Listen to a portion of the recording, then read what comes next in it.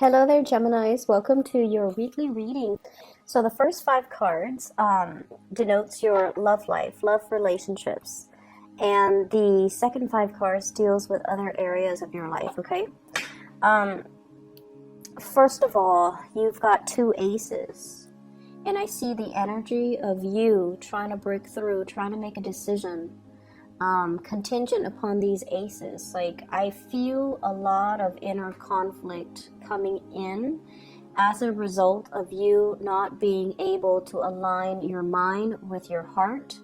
And then as a result of that, you're not able to make a decision. When an air sign is caught between, what their heart wants and what their mind, their head is telling them rationally, it feels almost as if you're out of alignment with your intuition. And so what I feel needs to happen in general is for you to make up your mind, okay? So there is a slight topsy-turvy energy. It's fun, it's dynamic, it's very, very passionate, but I feel like there's a lot of fear as a result of making this decision. So let me talk about this.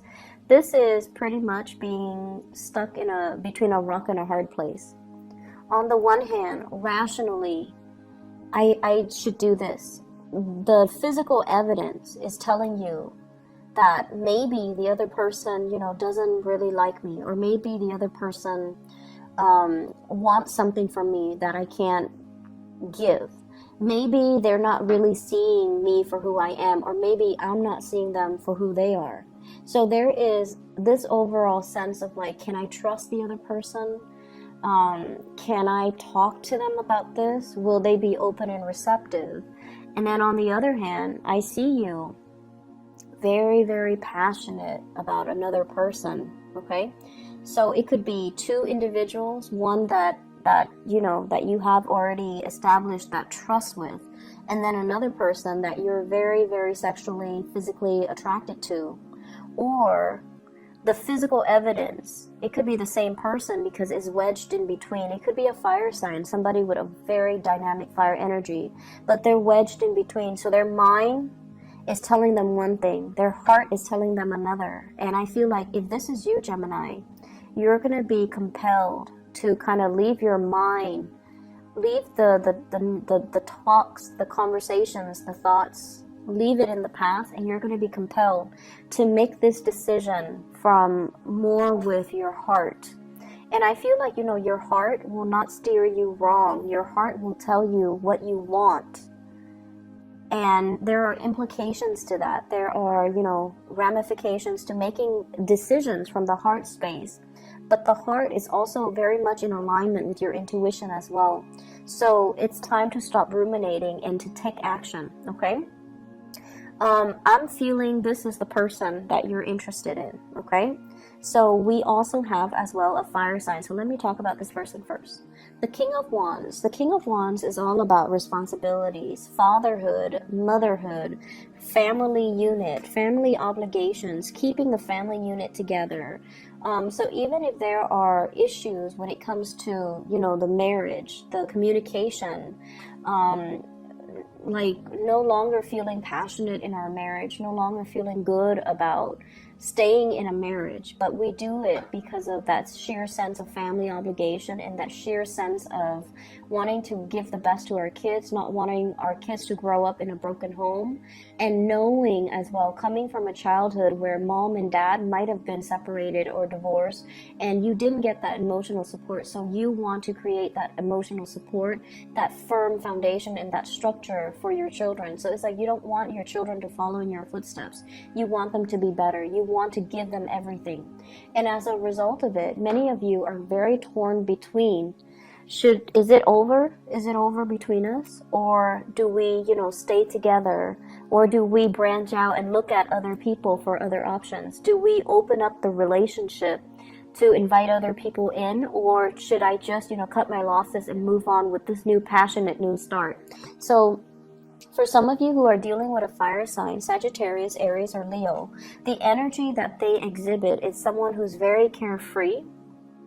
They have a lot of things going on in their lives. They might be from a different culture, different ethnicity, different, linguistic background. The world is all about worldly people.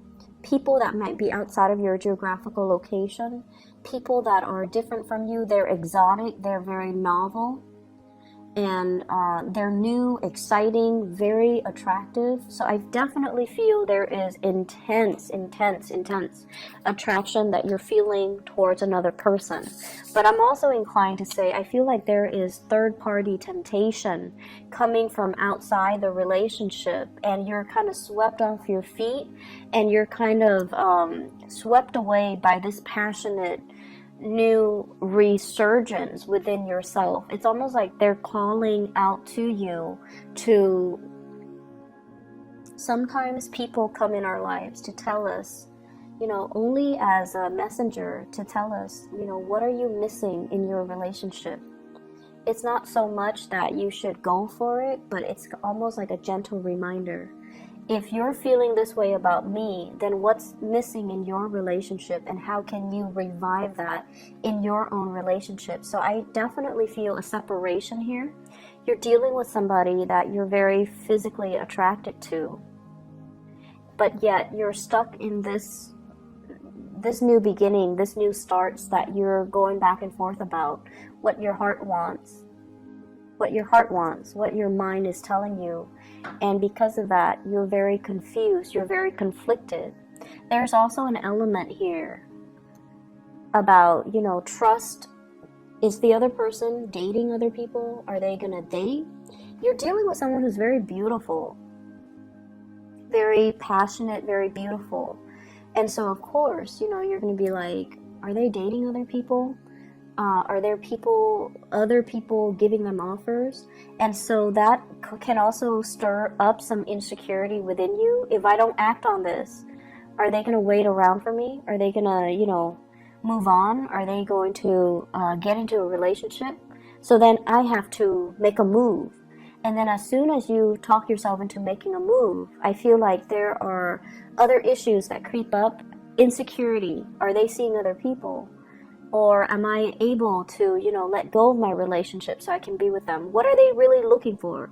Are they looking for fun and excitement? Like, are they going to be here tomorrow and then here today and gone tomorrow? Because their energy is that they're kind of impatient and they don't really wait around. So I feel like there are just a lot of factors coming into play. And because of that, you're not able to make a decision, okay?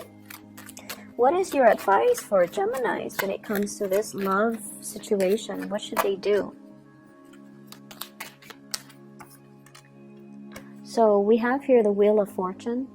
And the Wheel of Fortune is also indicating to me the timing is just not right now. You might have things that you need to take care of first from your end. But also the Wheel of Fortune is like waiting for divine timing. Waiting for that sure sign. And the Temperance card, both of these are, the Temperance card is sort of like tempering, balancing your heart and your mind. And I know that it's like, how do I do that? Well, you have to really think in a practical manner. This is a very passionate connection, but ultimately, what do I get out of it? And then, do I sever the past relationship in order to be with this person? Jump right in and ask questions later? Or do I have to get everything kind of like, get things rolling? Dating, friendship, getting to know the other person, not jumping the gun. And then asking them about, their dreams, their aspirations. What are they hoping to achieve? What do they want out of a relationship? So I feel like taking things very, very slowly and to ensure that the person is really single before you make a move, or ensuring that the other person wants the same thing as you before you dive in too deep, okay? You're dealing with somebody who's very impatient as well. So they might be tempting you to encourage you to make a move, and you're not really sure, like it feels like it's happening too fast, too strong, and that can also be a little bit of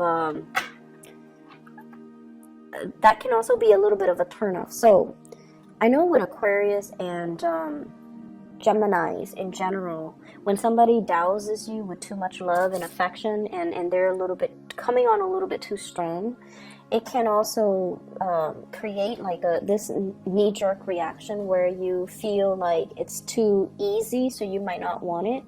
This isn't really a good time to play hard to get, but I feel like you're conflicted about a decision and about a person. So getting to know that person, spending more time communicating with them, like using communication rather than just, falling for that physical attraction. That's going to be the key here, because you're comfortable in this realm.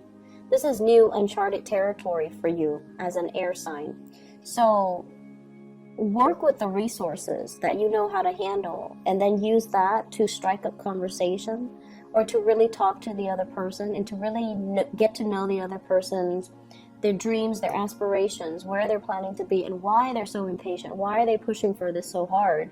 And I feel like that's going to allow that major breakthrough for you guys, okay?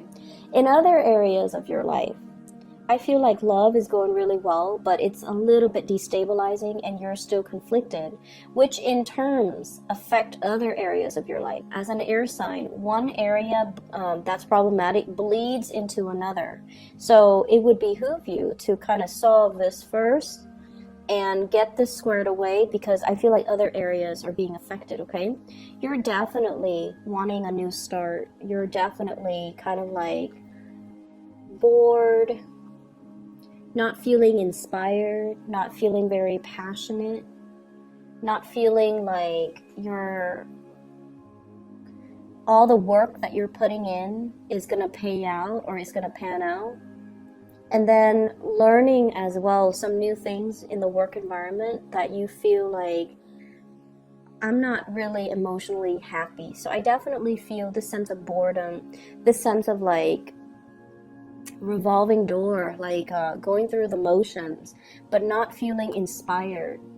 And that might be why, if you're, unhappy with work or career or family or whatever, and you're feeling uninspired, this might also be why this situation is so tempting, because it's a burst of new passion. It makes you feel alive.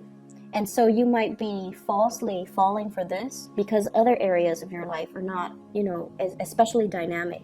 So the energy here is about, finding new things. It doesn't have to be anything drastic, but it should be something that brings about passion into your own life, okay?